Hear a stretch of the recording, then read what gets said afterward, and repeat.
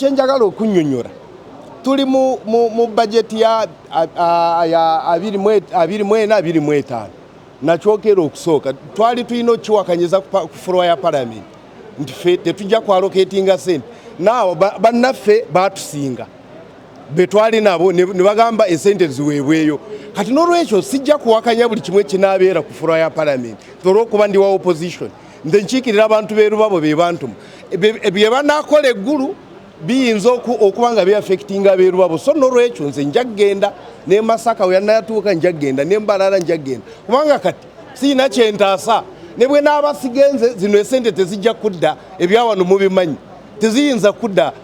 bamaze dda okuzaloketinga entuula za parliament mu regions ne bwe naaba nsigenze tezijja kuddayo so nze kangende nkiikirira abantu bange eggulu n'awalala wonna we banaagenda ne bwe naatuyita ekalangana nze mbakakasa naye nja kubaayo tewali we sijja kgenda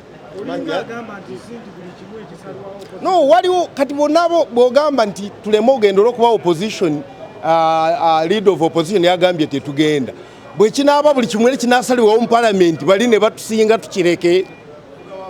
bwe tunaga budget eyaffe ffe ng'aba opposition yali trillion 43